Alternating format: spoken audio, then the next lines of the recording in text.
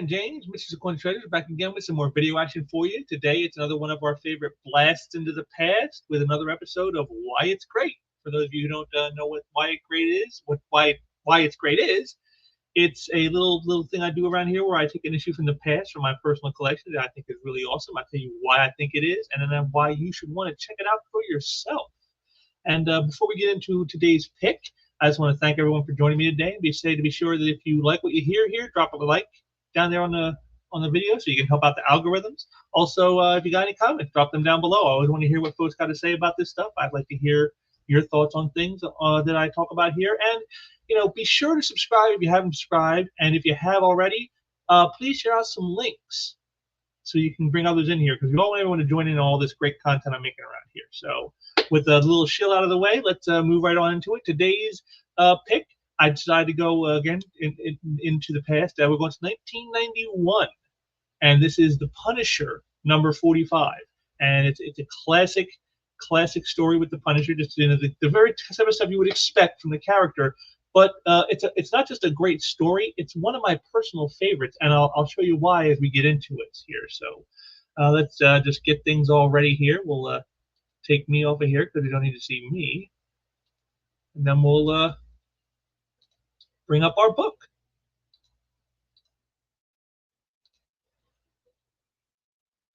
And here we are, The Punisher 45. Great striking cover here. I love this. You can see here you got the killer who's killed the driver in the taxi, and Punisher right on top, getting ready to give him a taste of that good old medicine right there. A great image by Ron Wagner. Got the Punisher gallows humor. That's the last time you don't tip. Just the classic stuff. I just love this image. It's very straightforward, which is what you always want in a Punisher story. You don't want stuff that's too busy, too much, like not to the point. Because the Punisher is a very to the point kind of person. And again, an artist like Ron Wagner, he's got a great utilitarian style that just works very well with a character like the Punisher. You see here, just beautiful figure work, beautiful shadowing, just great stuff. It's an excellent cover. It's just the kind of cover. You see this on here with the red background, and it immediately gets your attention, sucks you right in, and that's exactly what you want in a great cover like this. So we get into our story here, and it starts out with the Punisher watching the news, and what happened here is a drug dealer who had killed a child in a drug dispute on the streets gets out of prison by posting bail, and people are but today's Delbert Rogowski is free on $50,000 bail, and there is public outcry at seeming injustice. So a case of like where the system is maybe failing in a way, and of course you got the Punisher watching. He's like, he'll jump. I know that, and I'll be there to catch him when he falls. So right there, you already see this is only part one of our story. There's another part that's going on. So while all that's going on, we have this scene here where nice, you just get the lay of the land here. And I'm going to read these captions because they're really, I love the way they set the tone with these. There's over 11,000 cabs in New York City, and almost nobody has a good word to say about any of them. But when it's raining, New Yorkers keep their opinions to themselves. They hate the cabbies even more.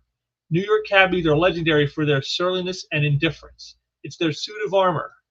But somebody out there hates them with more than the usual venom. And you can see right here, they go in, get the gun, and boom, almost like a play on our cover, which I liked. I liked how they kind of referenced the cover right away. And so there's someone going around killing cabbies for a seemingly no good reason. And so that's going to bring in the Punisher. 5 cabbies in as many weeks, all done with 44 Magnum, probably a Charter Arms Bulldog. David Berkowitz's weapon of choice. Now, see, that's another thing I like. I like when they make references to things of the time. David Berkowitz, if you know who that guy is, he's the subway shooter. Remember that in New York City, the guy who shot the criminals on the subway you were trying to rob him? David Berkowitz. There you are. I like when they throw in little references like that. That always makes the story more fun. No sex angle, no big names. The press is ignoring it. Cops have better things to do. Time for me to pull a few late nights. And there it is, the Punisher. There he is, getting ready to go out. And you can see here, this is written by Chuck Dixon, art by Todd Smith, and one of my personal favorite inkers, Danny Bulanati. which is one of the reasons why I like this story so much. I really think Danny's a great anchor, and you can just see that here, like the way he gets these textures in the shadows of the cab. Good stuff. And then we get some lowdown here. And you got, again, more stuff with the Punisher. Is I like when he gets into the tech and like the utilitarian nature of his mission. You got Michael here telling me, just finished the plate under steel side. You could drive it over a minefield. Solid rubber tires, pierced steel plates in the doors, front seat, trunk, and front grille. Roll bar too. 450 V8 and supercharger to haul this monster around. Extra heavy-duty shocks to carry the weight. Lexan windows all around, and Lexan in the screen behind your head. So it's like all bulletproof in glass. I mean, I like how he goes into all the stuff that how he souped up this cab. So so when you see stuff that's going to happen in the story, you actually believe that this cab can take what it's given, and I like that.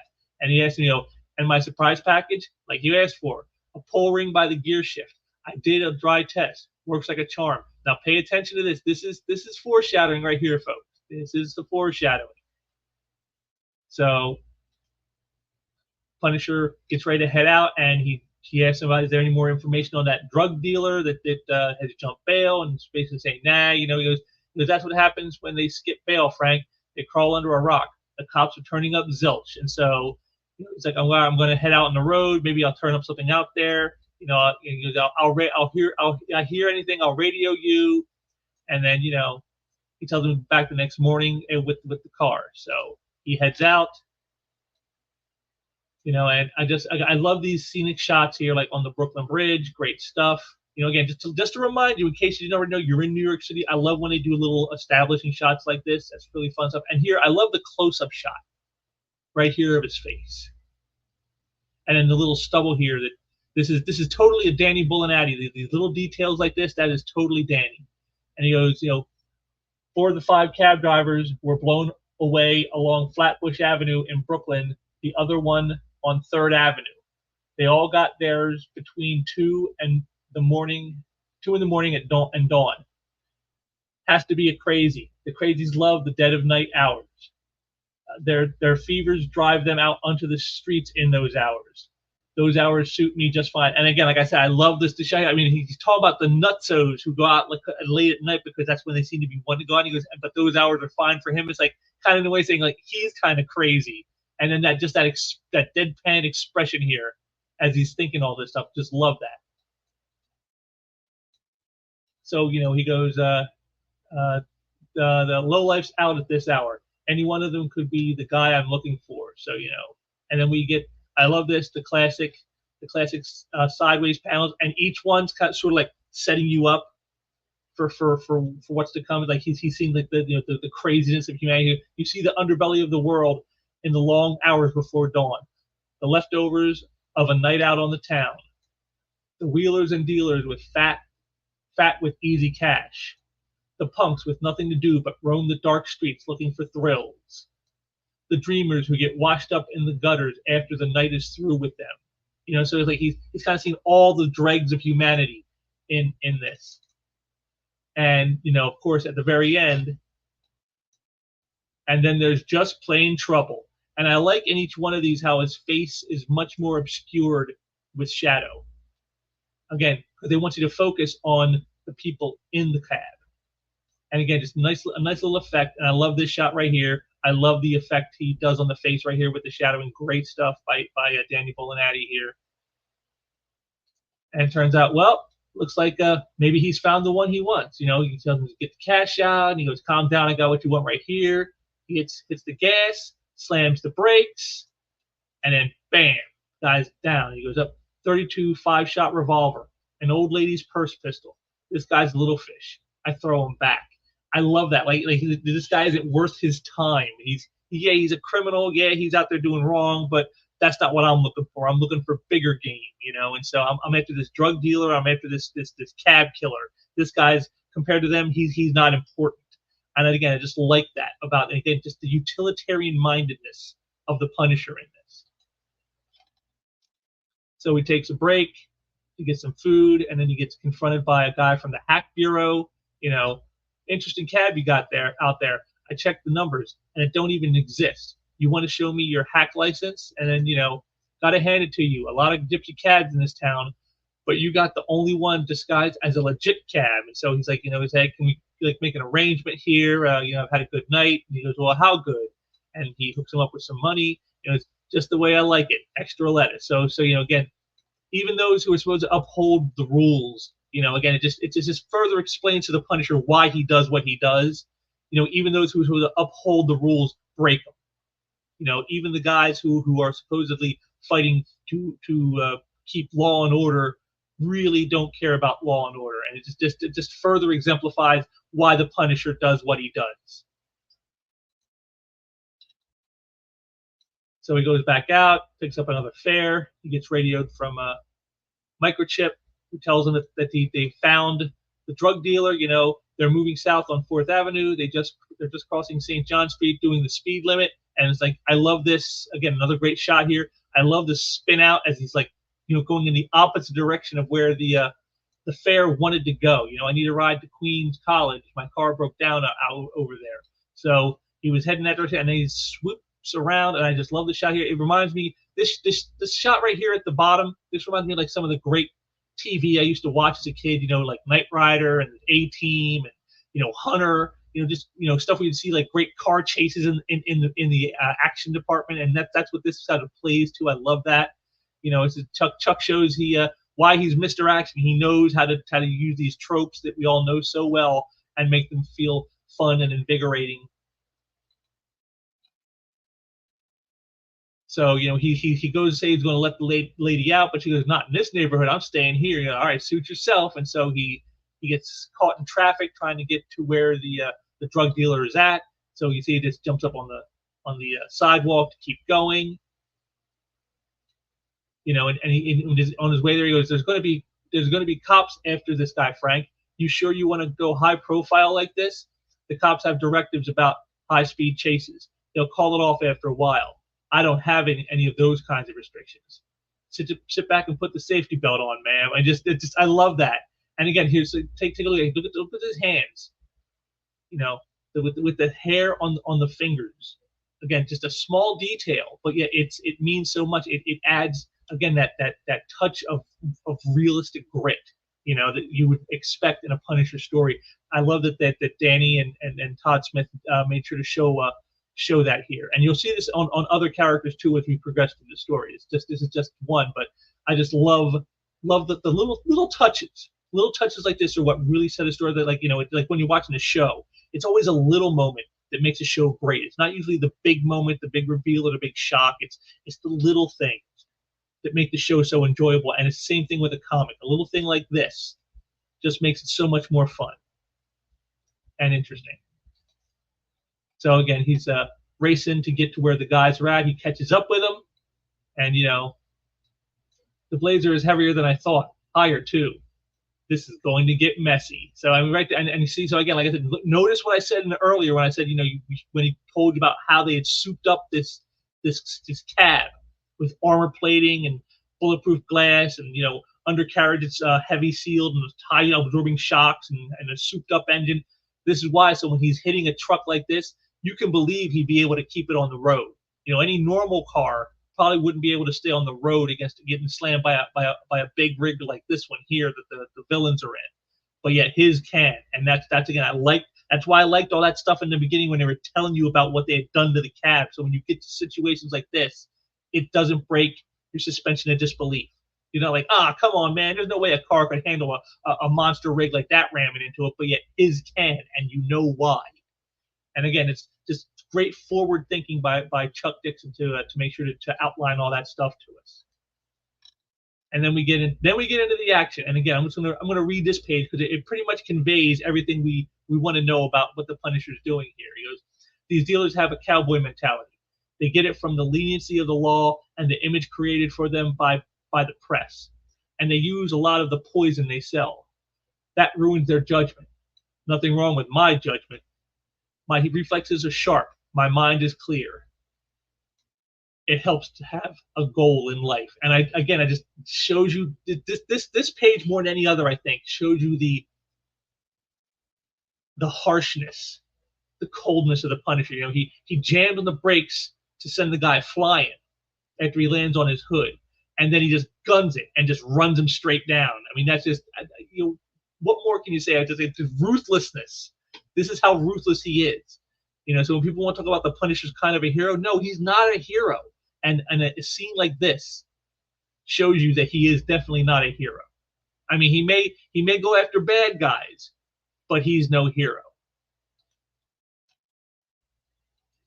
So the rest of the drug dealer and the rest of his cronies are trying to escape. The Punisher stays on him, and I just love this. Now you got the woman in the back. Now all of a sudden she went out. And he's like, the meter's off. Okay, just sit back and let me concentrate. So they're chasing. They're trying to get to a certain area here. We make the Kiwanis and we are gone, like the Kiwanis Tunnel. It's just another thing is if you know the area that they're in New York, there is a place called the Kiwanis Tunnel and no, Kiwanis Expressway, and that's where they're trying to get to so they can get out of town. That's their escape route, and so he's trying to stop them from reaching it. And have to keep them off the BQE. Aim him toward the Battery Tunnel. I can tie him up there, and so they block. He's great.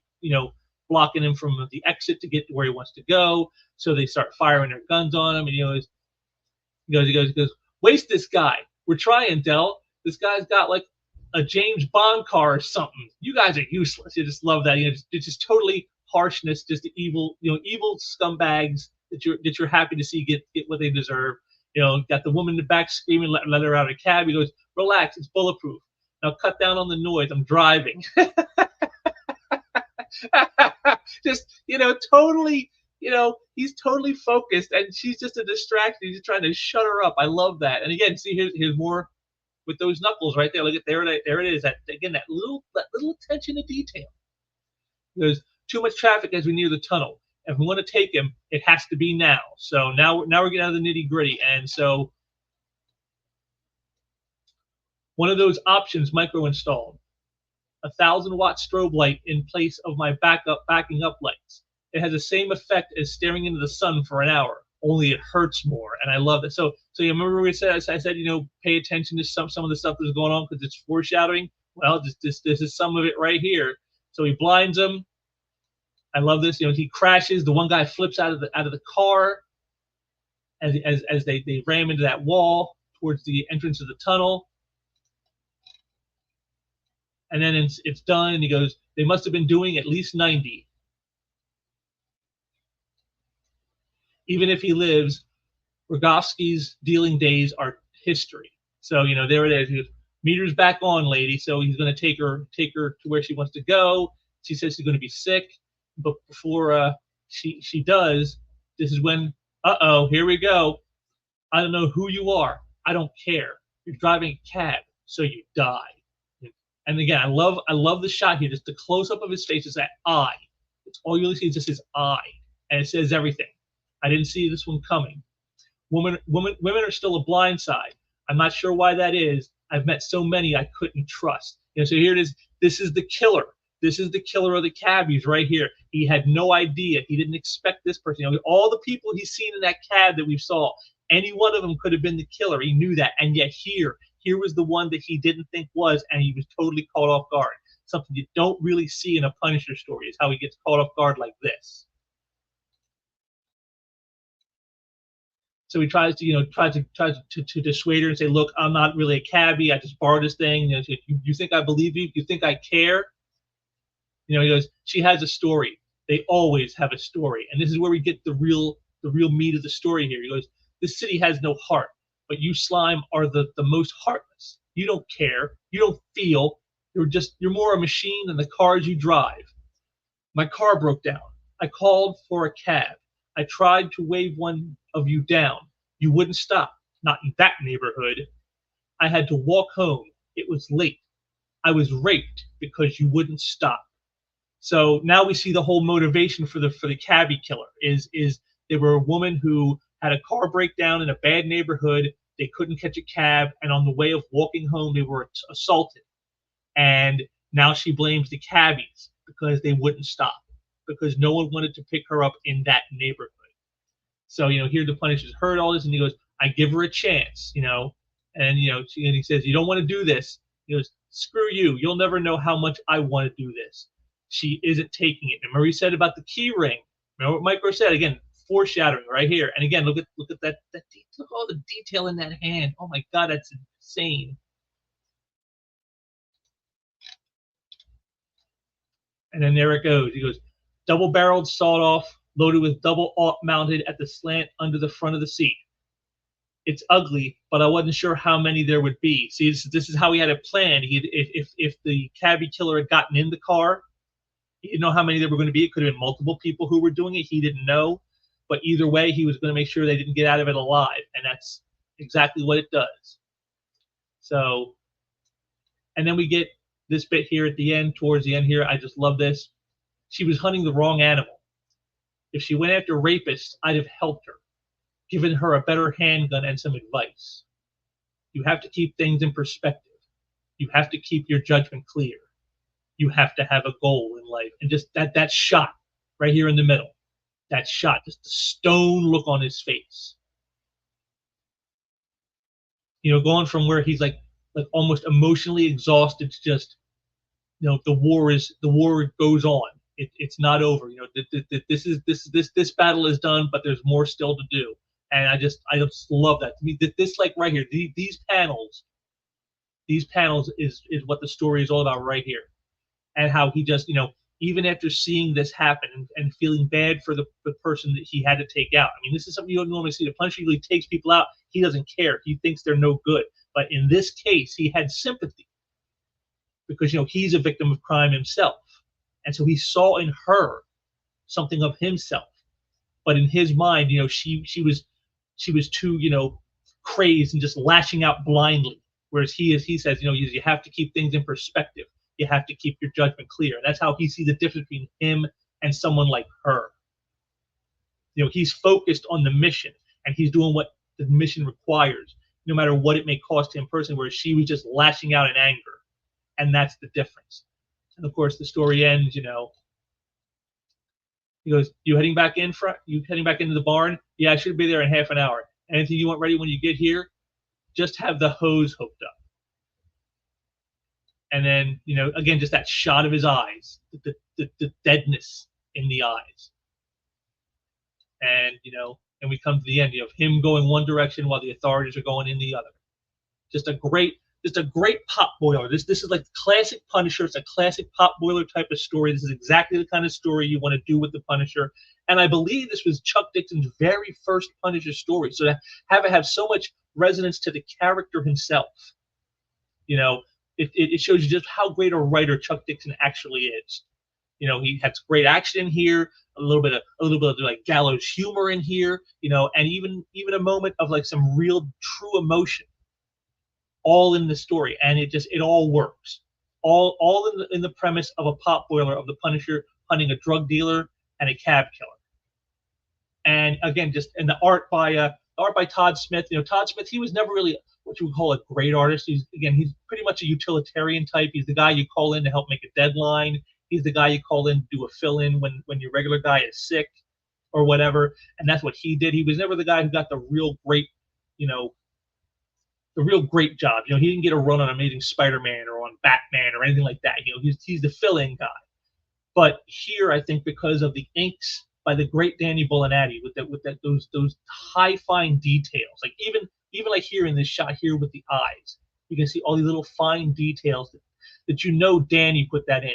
He elevated Todd Smith's pencils beyond what they normally would be. Because I've seen Smith's work on some other stuff inked by different people, and I don't think his work ever looked so good as he did inked in this issue by Danny Bulanadi. So that's how you're a good inker, when you can enhance the work of an artist who himself might only be mediocre at best, and yet you raise them up a level. And that's what happened here. Like I said, all those little details you saw, the hair on the hands and the shading in the face, that the one back here with like all this right here with the way that they shaded the shadow of the face here and all the detail in it. Just beautiful stuff. You know, this to me is exactly what you want. If you're reading a Punisher book, this is exactly the kind of story you want to read. You want something that's got some gravitas, some action, some some pathos, a little bit of drama, a little bit of gallows humor. Like I said, it was this kind of had it all in one single issue. And again, Chuck did this in like 20 pages of story, and he was able to get all that in there. That is not easy to do. That is almost a lost art in today's comic field. You don't see many creators who can do a story like that. And again, just that very striking cover image. I mean, they had the red background with the Punisher on top of the cab getting ready to kill the killer. Just again, if you saw this on the newsstands back in the day, you knew you were going to grab a copy of this. You couldn't not pick up this. So definitely a classic to me. I love this. Like I said, probably one of my top 10 favorite Punisher stories of all time. One way fare. You can't go wrong to get it, and it's not an expensive issue. You could probably get this for a good like $4 or $5 for a very high grade copy of this, and just enjoy the hell out of it the way I did. Because like I said, if you are into this kind of action, if it's like the whole vigilante, anti-hero, urban crime avenger type stuff is your bag, this Punisher issue will fit the bill very, very nicely for you. And there we go, Punisher number 45, a classic issue from 1991. A lot of fun, a lot of great, Punisher action. And so definitely one you should check out if you get a chance. Like I said, it's one of my personal favorite Punishers of all time, one of the top 10 best Punisher stories ever written. And again, I think Chuck Dixon's very first issue ever writing the Punisher, so you get to see his debut with the character on top of all that. So with all that, I can't recommend it highly enough. I definitely say you should check it out. And if you just like some good old-fashioned pop boiler action, this issue will give you exactly what you're looking for.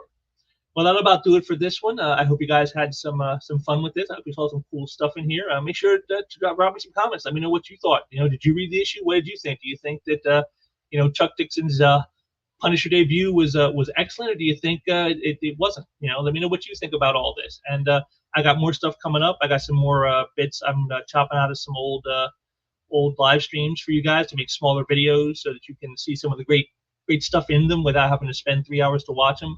Also, I'm working on that big special project I told you about. It's coming, and if it all falls into place, it's probably going to be one of the best things I've done on here. And on top of all that, don't forget, folks, is in just a few days, I'm probably going to be posting up the very first sequential art showcase, which is something else I've been working on for a while, and it finally came to fruition, and now you're going to get to see it. So it's coming up here probably in the next couple of days. Be sure to watch for that.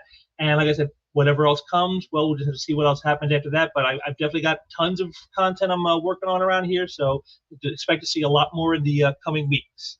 And so I will be back soon with some more stuff for you all. And until next time, take care.